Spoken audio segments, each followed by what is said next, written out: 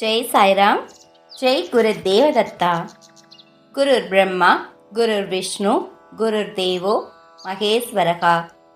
குரு சாட்சாத் பரபிரம்மா தஸ்மை ஸ்ரீ குருவே நமஹா.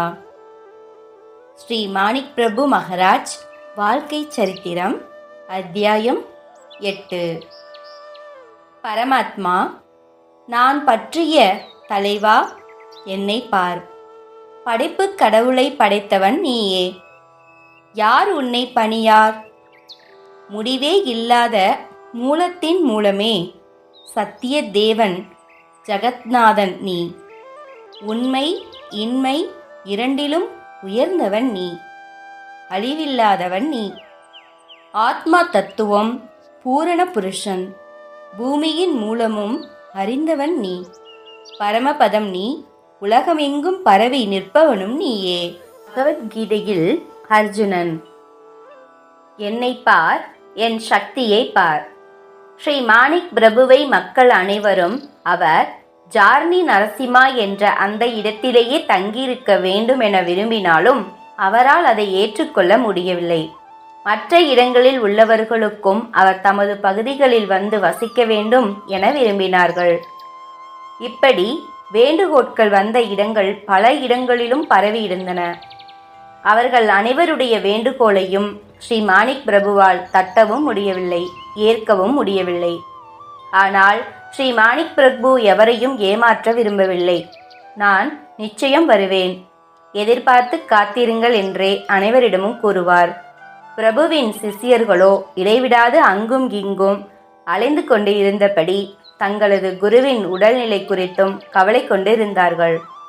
அவரை சில காலம் ஓய்வெடுக்கும்படி கூறியும் அவர் ஓய்வெடுக்கவில்லை. காலம் ஓடியது. ஒரு நாள் ஜார்னி நரசிம்மாவில் ஸ்ரீ மாணிக் பிரபு உறங்கிக் கொண்டு இருந்தார். பீதார் நகரில் அன்றைக்கு ஏதோ ஒரு பண்டிகை. பல பக்தர்களுக்கு அந்த பண்டிகை தினத்தன்றுதான் வருவதாக ஸ்ரீ மாணிக் பிரபு வாக்கு தந்து இருந்தார். அதனால் பீதார் நகரில் இருந்த அவர் பக்தர்கள் இன்னும் பிரபு வாக்கு தந்தபடி வரவில்லையே என காத்திருந்தார்கள். திடீரென அவர்கள் அனைவரின் வீடுகளிலும் ஆரவாரம், மகிழ்ச்சி. ஸ்ரீ மாணிக் பிரபு யாருடைய வீடுகளுக்கெல்லாம் வருவதாக வாக்கு தந்து இருந்தாரோ அனைவரது வீடுகளுக்கும் சென்றார். எப்படி என்கிறீர்களா? ஒரே நேரத்தில் அனைவரது வீடுகளுக்கும் சென்றார். அனைவருக்கும் ஆசி வழங்கிய பின் சென்று விட்டார். ஒருவர் வீட்டிற்கு சென்றது மற்றவர்களுக்கு தெரியாது. ஆனால் பிரபு அவர்கள் வீட்டிற்கு சென்றுவிட்டு திரும்பி போனதுமே அது பற்றிய செய்தி ஒருவர் மூலம் மற்றவர்களுக்கு தெரிந்தது. பிரபு என் வீட்டிற்கு இத்தனை மணிக்கு வந்தார், இத்தனை மணிக்கு வந்தார் என அனைவரும் சொல்லிக்கொள்ள அனைவருக்கும் அதிர்ச்சி. காரணம், அவர் அனைத்து வீடுகளிலும் ஒரே நேரத்தில் தான் இருந்துள்ளார். ஒருவரை ஒருவர் நம்பாமல் மற்றவர்கள் வீடுகளுக்கு சென்று அங்கு சிதறி கிடந்த அரிசி, பூஜை பொருட்கள், அனைத்து வீட்டினருக்கும் குருஜி தந்திருந்த ஒரே மாதிரியான பிரசாதம் என அனைத்தையும் கண்ட பின்னரே பிரபுவின் லீலையை நம்பினார்கள். பீதாரில் இந்த நிலை இருக்க ஜார்னி நரசம்மாவிலும் இந்த செய்தி பரவியது. அதை கேட்டு அங்கிருந்தவர்கள் திகைத்து நின்றார்கள். ஏனெனில் ஜார்னி நரசிம்மா பீதாரிலிருந்து 2 கிலோமீட்டர் தொலைவில் உள்ளது. அங்கு சென்றுவிட்டு திரும்ப குறைந்தது 2 மணி நேரம் ஆகும். ஆனால் ஸ்ரீ மாணிக் பிரபுவோ இங்கு அயர்ந்து தூங்கிக் கொண்டு இருந்தார். எப்படி ஒருவருக்கும் தெரியாமல் வாகன வசதி கூட இல்லாத அந்த இடத்திலிருந்து பிரபுஜி அந்த நகருக்கு சென்றுவிட்டு திரும்ப வந்திருக்க முடியும்? பாமர மக்கள் இப்படியெல்லாம் புலம்பிக் கொண்டு இருந்தாலும் மகான்களை பற்றி அறிந்து உள்ளவர்களுக்கு அது நன்கு புரியும். மாபெரும் மகான்களினால் அப்படிப்பட்ட காரியங்களை செய்ய முடியும். ஆனால் அவர்கள் அதை தினம் தினம் செய்து காட்ட மாட்டார்கள். எப்போதாவது குறிப்பிட்ட காரணத்துக்காக அதை செய்வது உண்டு. பீதாரில் தரிசனம் கொடுத்த ஸ்ரீ மாணிக் பிரபு உறக்கம் கலைந்து எழுந்தார். உடம்பெல்லாம் பெரிய பயணம் செய்துவிட்டு வந்ததைப் போல களைப்பு காணப்பட்டது. அவரை காவல் காத்து கொண்டிருந்த வெங்கம்மா களைப்புடன் இருந்த அவரை என்ன ஆயிற்று என்று கேட்டாள். புன்முறுவல் மட்டுமே தந்தார் ஸ்ரீ மாணிக் பிரபு. அந்த புன்முறுவலின் அர்த்தம் பீதார் நகரின் செய்தி கிடைத்தது பின்னரே அவளுக்கும் புரிந்தது. வேறு என்ன செய்ய முடியும்? வாக்கு தந்த பின் மகான் மக்களை ஏமாற்றுவாரா? இது வெங்கம்மாவின் மறைவுக்கு முன்னர் நடந்த நிகழ்ச்சி. இயற்கையின் மற்றொரு நியதி என்னவென்றால், ஒருவர் எத்தனைதான் மக்களுக்கு நன்மைகள் செய்தாலும் அவர்களை பார்த்து பொறாமைப்படுபவர்கள் இருக்கத்தான் செய்வார்கள்.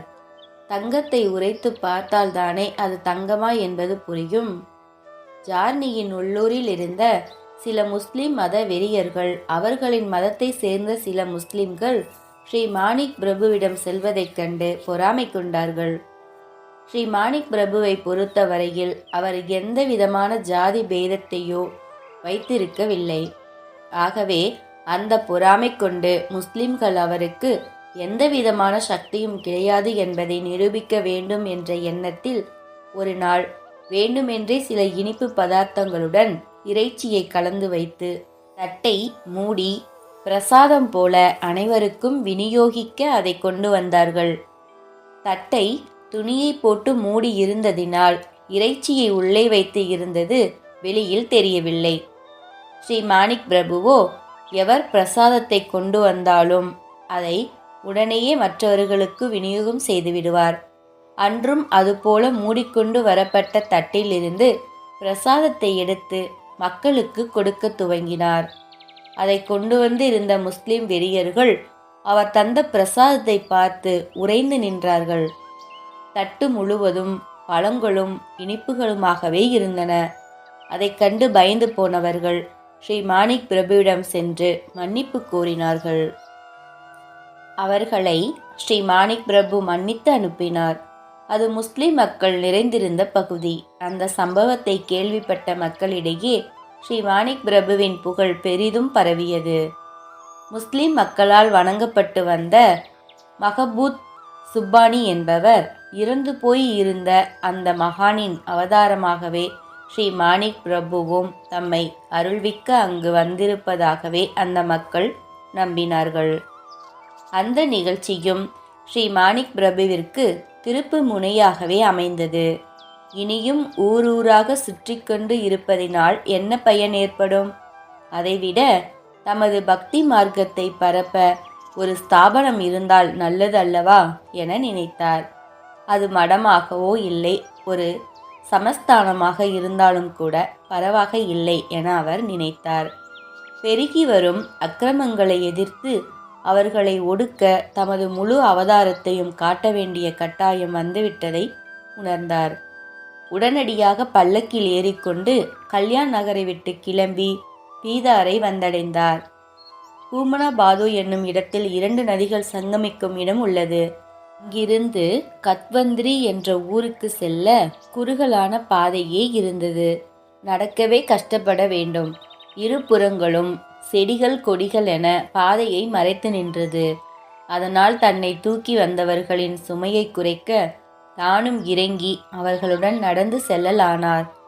தூரத்தில் ஒரு சிவனாலயம் தெரிந்தது. அதை வில்வ மரங்கள் சூழ்ந்திருந்தன. அங்கு சென்று ஓய்வெடுத்தார் ஸ்ரீ மாணிக் பிரபு. அப்போது அங்கு ஒரு வினோத நிகழ்ச்சி நடைபெற்றது. அவர் ஓய்வெடுத்து கொண்டு இருந்தபோது அங்கு இருந்த 2 வில்வ மரங்கள் பற்றி எரிந்தன. அனைவரும் திடுக்கிட்டு எழுந்து கொள்ள அனைவரையும் சமாதானப்படுத்தினார் ஸ்ரீ மாணிக் பிரபு. அவர்களிடம் அந்த 2 மரங்களும் 2 பிரம்ம ராட்சசர்கள் என்றும் தாம் அங்கு வந்ததினால் அவை அழிந்து விட்டதினால் அந்த மரங்கள் தீப்பிடித்து அழிந்ததாகவும் கூறினார். அதன் பின் காலை அங்கு இருந்த நதியில் அவர் குளித்த பின் அருகில் இருந்த அத்தி மரத்து அடியில் தங்கி இளைப்பாறினார். எப்போதுமே அத்தி மரம், அதாவது கருநெல்லி மரம் என்றும் கூறுகிறார்கள். தத்தருக்கு பிடித்தமான ஒன்று என்றும் அதன் அடியில்தான் ஸ்ரீ தத்தர் இளைப்பாறிக் கொண்டே இருப்பார் என்றும் கூறுவார்கள். அதை கல்ப விருட்சம் என்பார்கள். அதற்கும் ஒரு கதை உண்டு. முன்னொரு காலத்தில் திருமால் நரசிம்ம அவதாரம் எடுத்து ஹிரண்யகசிபுவை அழித்தபோது அவன் உடலில் இருந்த விஷம் கலந்த இரத்தம் திருமாலின் கை விரல்களில் ஒட்டிக்கொள்ள அவர் விரல்கள் அதன் வெப்பத்தினால் தகித்தன.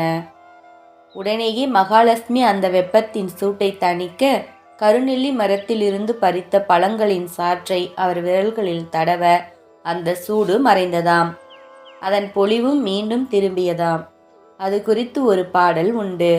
அது அந்த அசுரனின் இடைப்பகுதியில் இருந்து கடுமையான விஷம் கலந்த சதைப்பகுதியின் இரத்த ஓட்டம் பயங்கரமாக எரிந்து கொண்டிருக்கும் காட்டுத்தீயை போல.